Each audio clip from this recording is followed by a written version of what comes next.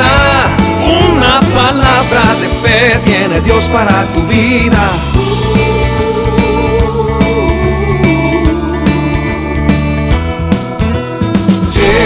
Shekhinah, somos tu familia.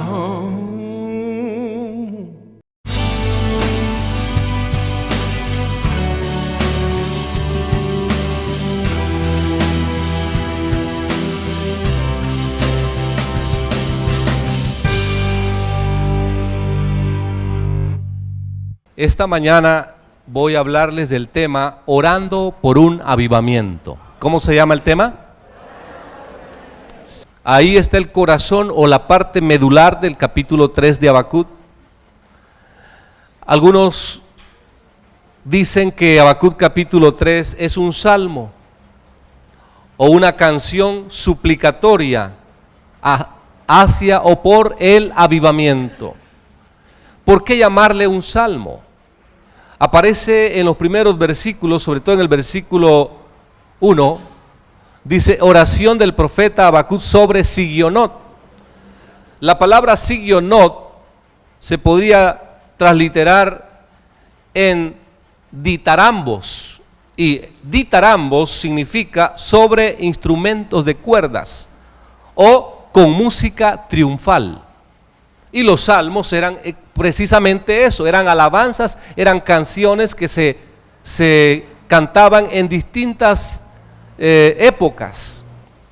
Y se usaban, para muchos de ellos, se usaban las cuerdas o los instrumentos. Por eso se dice que los salmos son el himnario de Israel. Entonces aquí hallamos un salmo, el salmo de Habacuc o la canción de Habacuc. Pero no olvide que es el capítulo 2 la clave. ¿Por qué oró Habacuc? Dice, oración del profeta Habacuc sobre Sigionot. Oh Jehová, he oído tu palabra y temí. Oh Jehová, aviva tu obra en medio de los tiempos, hazla conocer. En la ira, acuérdate de la misericordia. Por eso yo le llamo orando por un avivamiento. Ahora, ¿cómo oró Habacuc? ¿Cómo fue la oración del profeta Habacuc? Aquí lo hizo con madurez y conciencia de la realidad espiritual que imperaba en su época. Conciencia y madurez espiritual. Quisiera llevarles a los primeros versículos del libro. Solamente tiene 3 capítulos el libro. Los primeros versículos del libro registran las primeras oraciones de Habacuc allí. Y él dice, ¿por qué me haces ver iniquidad y haces que vea molestia? Destrucción y violencia están delante de mí todo el tiempo. Pleito y contienda se levantan, por lo cual la ley es debilitada. Y lo voy a decir una vez más y lo voy a subrayar intencionalmente en mi mente. Y dice, por lo cual la ley es debilitada y el juicio no sale según la verdad. Por cuanto el impío asedia al justo, por eso sale torcida la justicia. Cuando uno lee estas palabras, como si estas palabras las hubiera escrito un salvadoreño para una época coyuntural como la que vivimos hoy, donde vemos nosotros todo tipo de conducta ilegal en las calles, en las mismas estructuras de poder, y no vemos realmente lo que todo salvadoreño aspira desde lo más hondo de su corazón, que vivamos quieta y reposadamente. ¿Cuándo volveremos a salir a las calles sin correr el riesgo de que alguien nos pueda asaltar o que alguien pueda atentar contra nuestra integridad física? ¿Cuándo volveremos a los años 60, 70, cuando podía yo salir de un culto a las 11, 12, 1, 2 de la mañana de una vigilia, irme a la casa y nada pasaba? A lo sumo, aquel temor que se nos había infundido acerca de la mitología de la ciguanaba, el cipitillo y todo eso. Pero nadie pensaba en que podía salir alguien al acecho y asaltarlo a uno y hacerle daño. Solamente pensaba en el hombre sin cabeza, en la carreta sin bueyes.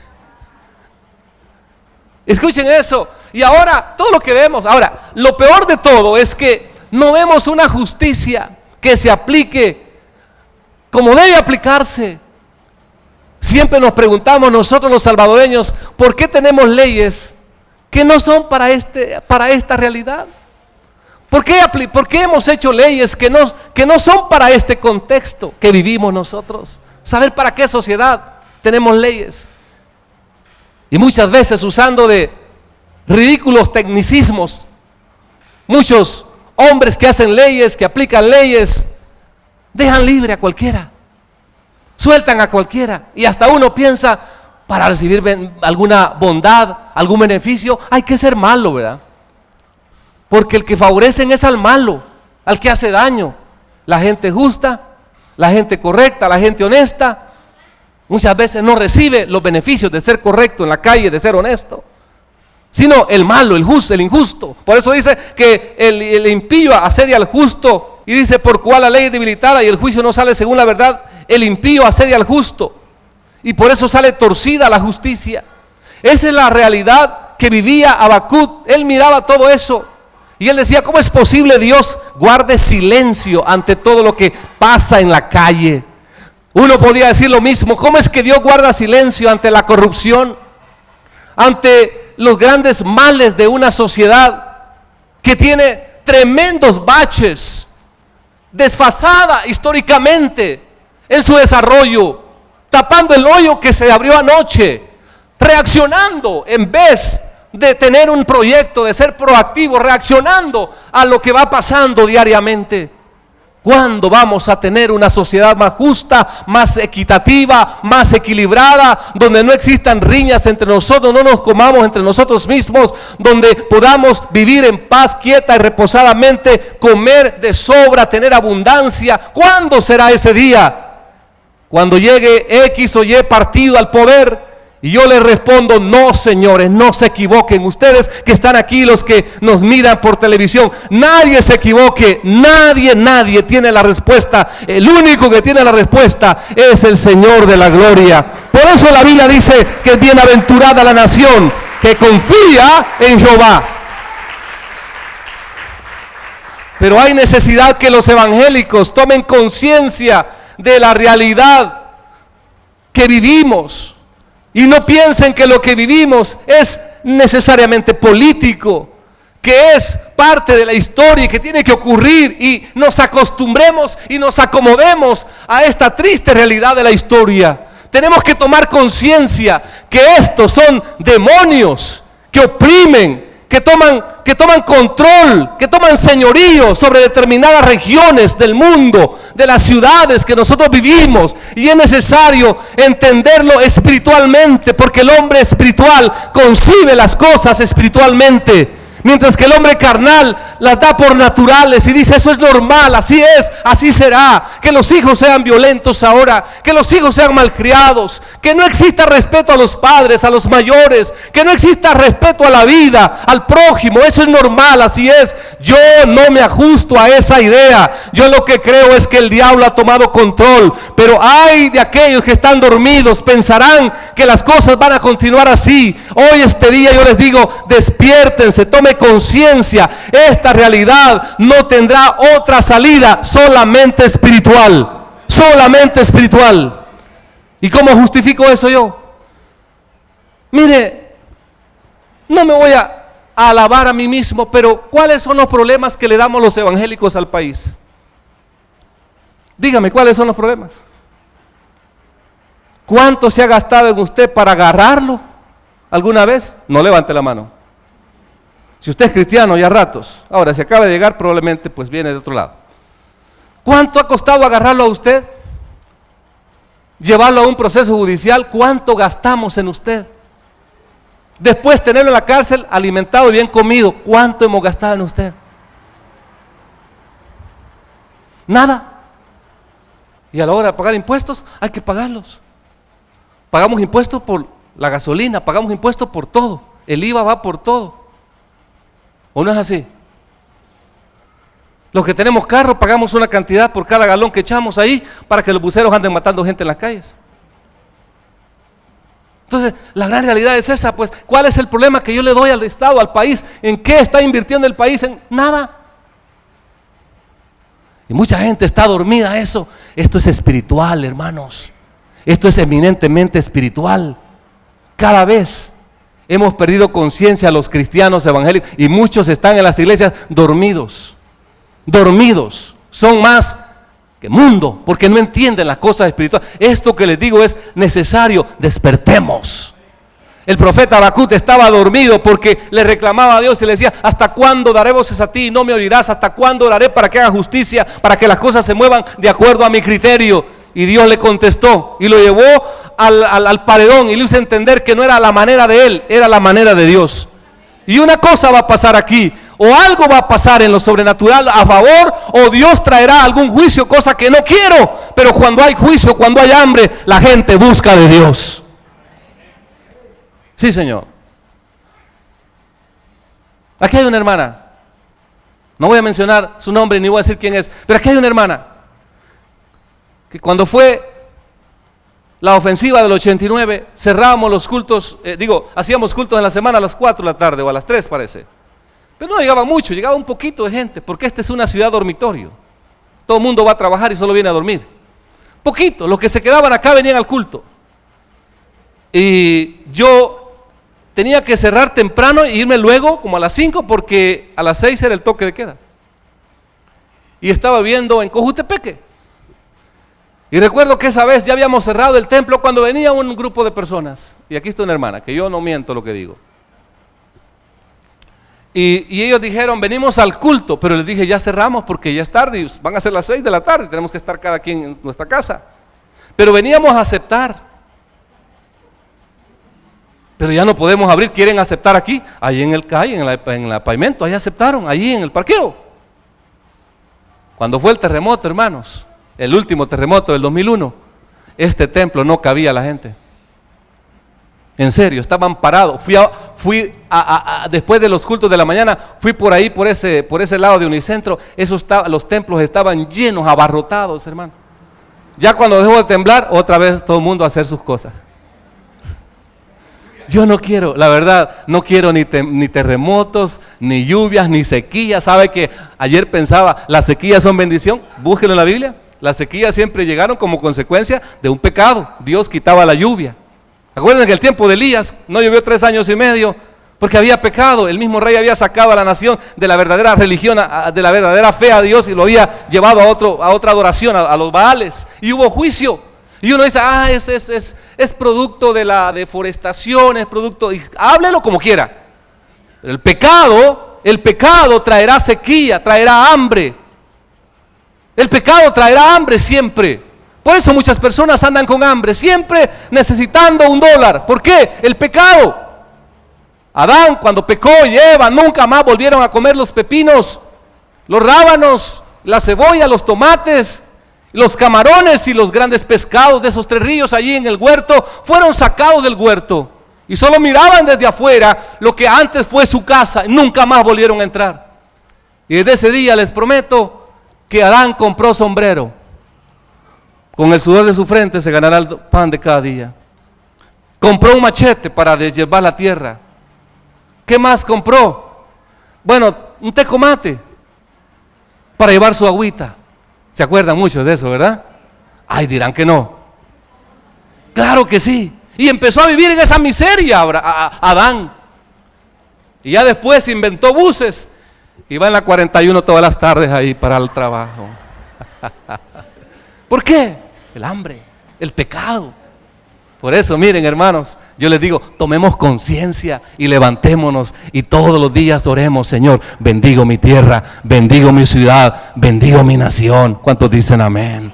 No se avergüence de su tierra, nunca hable mal de su país, aunque yo no estoy dando comerciales, ¿verdad? Nunca se exprese mal, solamente bendiga su nación. Esta es la tierra de nosotros y esta tierra es bendita, esta tierra es buena, esta tierra es linda, esta tierra tiene gente para Dios, y va a haber un avivamiento, va a haber un ensanchamiento, va a haber gloria de Dios en este territorio. Amén. Lo va a haber, yo lo creo con todo mi corazón. Pero Habacuc oró con madurez y conciencia. Número 2, también oró con la esperanza de provocar un avivamiento para su época. El versículo 2 dice: aviva tu obra en medio de los tiempos. En medio de los tiempos quiere decir ahora. O como dice el gringo, now, es ahora. No es para ayer. Muchos miran los grandes avivamientos de Gales, de Escocia, del continente viejo. Miran a los Estados Unidos, a Azusa Street, miran a Kansas City, miran para allá los grandes avivamientos y dicen: eso fue glorioso, eso fue tremendo cuando comenzaron los grandes avivamientos, y nunca piensan que eso se puede reproducir. Fui a investigar qué es avivamiento, y avivamiento es resucitar, reavivamiento, vivificación, resurgir, rejuvenecimiento, renovación, volver a la vida. Eso es avivamiento. Ay, hermanos, yo no sé si ustedes, pero los que venimos ya un rato en el Evangelio y hemos probado un poquito de lo que es vivir bajo la gloria de Dios, quisiéramos otra vez verlo. Yo no sé por qué la gente ahora es tan displicente a las cosas de Dios. ¿Pueden imaginarse personas que van a la iglesia hoy sin Biblia? ¿Usted? No, hombre, en los tiempos que yo me crié la gente usaba una matatita. ¿Se acuerdan de las matatitas? Un morralito. Ahí llevaba su Biblia, su ignario. Pero es sagrado, su Biblia, su ignario y su lapicero. Allí la gente andaba con su... Ahora la gente sin Biblia a la iglesia. Es más, hay gente que va a clases de la iglesia sin Biblia. Y no es porque eso lo sepan todo, sino que qué evangelio vive. Personas que hacen cualquier cosa en la semana, como me decía alguien esta semana que pasó. Yo el domingo, pastor, cuando me congregaba en una iglesia, yo era espiritual. Oh, sí, era bien espiritual. Pero el día, en la semana, yo era perdido, pastor, arruinado.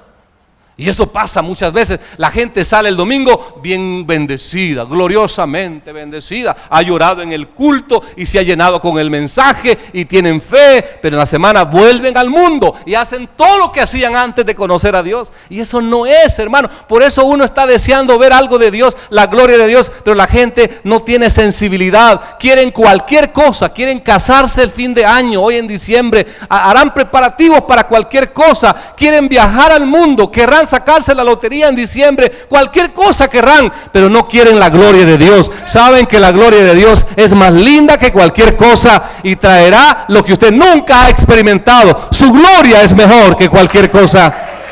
Moisés lo diría cuando estuvo en el monte. Sí, Señor. Ahora, ¿se podrá experimentar un avivamiento hoy? Sí, sí se puede. ¿Podrá el Señor traer su gloria? Sí, sí, sí. Los grandes avivamientos siempre son el resultado de las oraciones, siempre. Nunca un avivamiento llegó así porque sí, siempre fue el resultado de las oraciones. Por eso ver la iglesia que se está llenando a las 5 de la mañana, wow, eso da gusto. Un día vamos a tener que prestar más sillas para llenar este lugar. Se va a llenar de gente porque van a empezar a buscar a Dios. Va a empezar a llegar la bendición de Dios. Les va a empezar a gustar. Y cuando lleguen a saborear un poquito de la gloria de Dios, no querrán salirse de ahí. Alabado sea su nombre. ¿Cómo oró Habacuc? Con una mirada a la historia de los grandes avivamientos. Con una mirada retrospectiva a la historia de los avivamientos. Él pasó revista. Vayan ahora a los versículos 3 al 16. No los volveré a leer, pero voy a dar pequeños toques allí. Pasó revista a los grandes avivamientos, a los grandes hechos obrados por el Señor a favor de su pueblo. Por eso se sintió motivado a orar. Quiero que vean. Ahí, él en el versículo 3 dice: Dios vendrá de Temán y el santo del monte de Parán. ¿Temán qué es? En el versículo 3, Dios vendrá de Temán y el santo del monte de Parán. Más adelante dice: visto las tiendas de Cusán en aflicción. Bueno, todos esos lugares o esos nombres son pueblos, son naciones. Por ejemplo, Temán pudo ser una ciudad edomita que salió al paso contra los judíos cuando venían hacia la tierra prometida en los 40 años de peregrinación. Cusán probablemente se refiera a los descendientes de Cus que llegaron a poblar Etiopía y fueron también enemigos y se presentaron como enemigos cuando Israel venía a la tierra prometida. Luego en los versículos 4 al 6 habla de cuando Moisés estuvo en el monte. Pueden ver ahí, dice, y el resplandor fue como la luz, rayos brillantes salían de su mano, ahí estaba escondido su poder. Y ahí está hablando de cuando Moisés estuvo en el monte 40 días en el monte Sinaí y que el monte humeaba por la presencia de Dios. Versículos 8 y 9 se habla que cuando Dios abrió el mar rojo, pueden ver ahí, dice, te iraste contra los ríos, fue tu ira contra el mar cuando montaste en tus caballos y en tus carros de victoria. ¿Quién ganó allí la batalla? ¿Fue Faraón o fue nuestro Dios? ¿Quién realmente montó sus caballos de victoria? ¿Faraón o el Señor? Pues fue nuestro Dios, porque Faraón quedó sepultado. ¿Qué dice el versículo 11? Habla cuando Josué le pidió al sol que se detuviera. El sol o la luna, no sé. Algunos dicen, no, el sol no camina y no es la luna. No es el sol, sino es la tierra, por la famosa rotación de la tierra alrededor del sol. Como quiera que sea, pero él le dijo, sol, detente en Gabaón y tu luna en el vado de Ajalón. La pregunta que les hago, ¿se detuvo? ¿Fue más largo el día? ¿Y la noche también? Claro, ¿y cómo fue eso, pastor? Por la palabra de un hombre. ¿Y qué es lo que está diciendo este hombre? Habacuc. Ahora, Dios escuchó la oración de su siervo Josué. Si Dios obró a través de Moisés, a través de Josué, a través de los líderes del pueblo, si Dios defendió al pueblo y hizo todo lo que cuenta la historia, entonces Dios podrá hacer cualquier cosa en nuestros tiempos. Y es lo que pasa, hermano. Cuando uno conoce la palabra de Dios, uno se fundamenta en ella. ¿En qué? En la palabra de Dios. Uno no se fundamenta en lo que lee por ahí. ¿Sabe que uno lee el periódico y termina enfermo? Por ejemplo, yo hay semanas que casi no leo titulares y lo que me interesa por ahí. Pero cuando le pongo ganas, casi siempre que le pongo ganas y me leo lo más, todo es violencia, robo, asesinato, extorsión, daños por todo. Y cuando uno lee todo eso, uno dice, Dios mío, ¿cómo vivimos aquí? Salir a la calle es un riesgo, la verdad que está difícil. Que asaltan por allá, que roban carros de esta marca, que por tal lugar hay un punto de asalto, que allá está pasando tal cosa, que de pronto aquí hay hambre, que en las escuelas no hay esto, que el agua se está acabando, que de pronto el transporte va a subir el costo del transporte público, que de pronto las escuelas no van a tener internet y un montón de cosas que pasan, y esas son buenas noticias. ¿Cuándo hemos oído aquí que aparece una persona haciendo un invento? Apareció uno haciendo una cocina. ¿Cuándo hallamos algo así? Una buena noticia cuesta hallar en los periódicos. Solo malas noticias.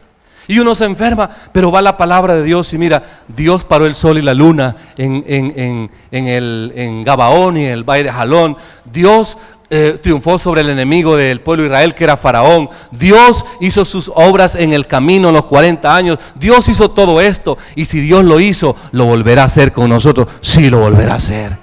El Dios de la historia es el Dios que está aquí con nosotros y quiere irrumpir la historia nuestra, de nuestra familia, de nuestra ciudad, de nuestra nación. Alabe su nombre este día. Sí, Él lo puede hacer. Pero muchas veces uno se mete con el presente, ¿verdad? Y dicen que por lo menos el 95% de lo que se dice que va a pasar, no pasa. Y uno se enferma, fíjese. Uno se enferma. Por ejemplo, ¿cuándo fue el día que yo oí un discurso donde se decía que en tal tiempo no iba a haber agua? Y que en tal años, si ya no había trabajo, pues nuestros hijos no iban a hallar trabajo, que para qué estudiaban. Ese gran discurso escuché yo en una graduación de mis hijos. Y yo decía, ¿y para qué mandar los hijos a la escuela? Pues. Y para mí fue una cosa terrible a partir de ahí pensar en que mis hijos se prepararían y no iban a hallar oportunidades.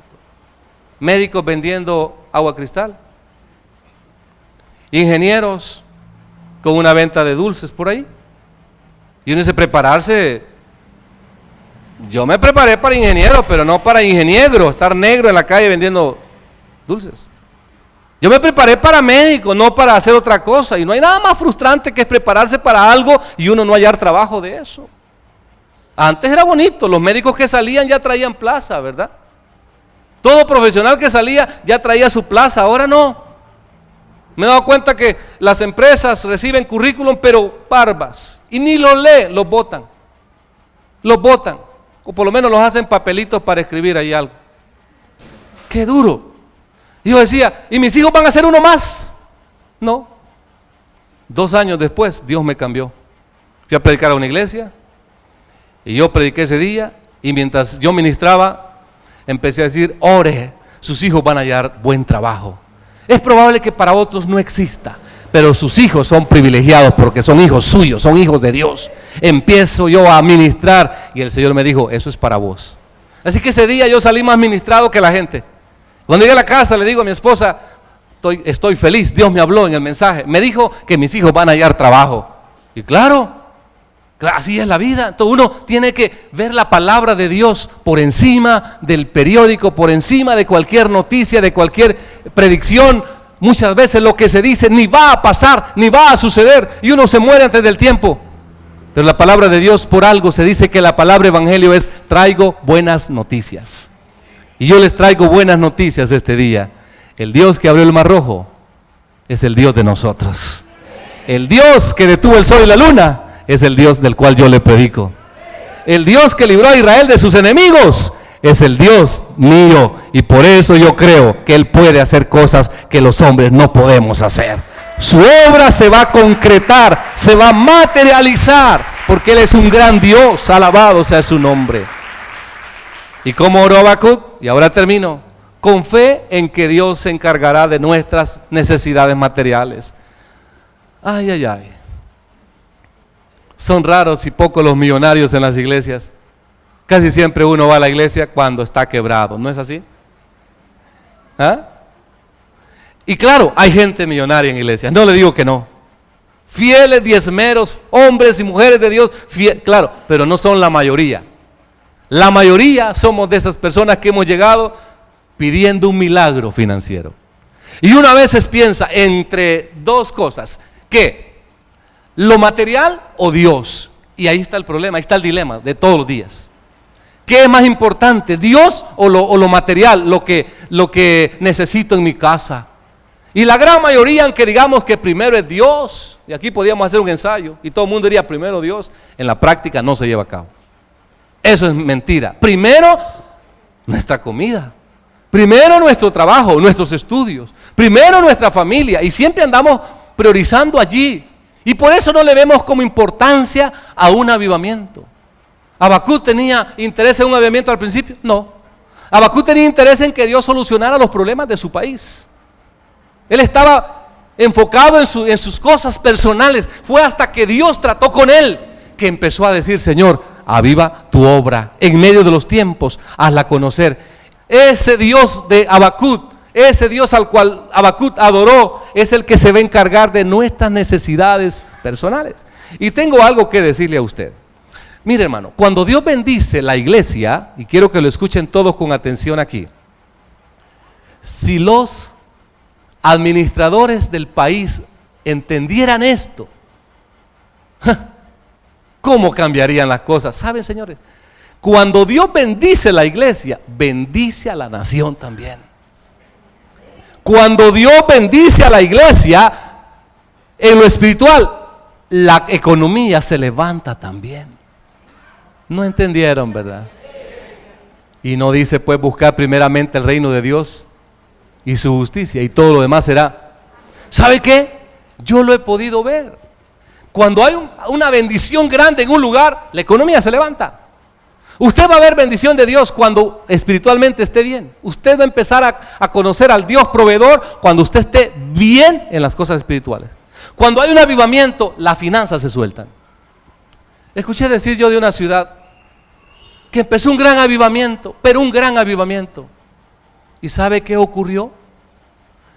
Dice que la gente del pueblo venía a la iglesia trayendo sus diezmos, la gente rica, los comerciantes, y decían a la iglesia: queremos diezmar, no somos evangélicos, pero queremos diezmar. Los de afuera, mire, y traían la bendición a la iglesia, solo porque ellos habían visto que su avivamiento les había atraído el turismo. Y ellos decían: vendemos a razón de que ustedes están atrayendo a la gente acá. ¿Qué le parece a usted? El día que usted entre en ese nivel, o suba a ese nivel espiritual que Dios quiere, yo le garantizo que sus finanzas se van a levantar. Aunque no lo crea, pero nuestras finanzas se van a levantar. Entonces no predicaría más este evangelio que dice que todo lo demás será añadidura. Y van a ver ustedes, la bendición de Dios va a llegar cuando entremos en ese nivel.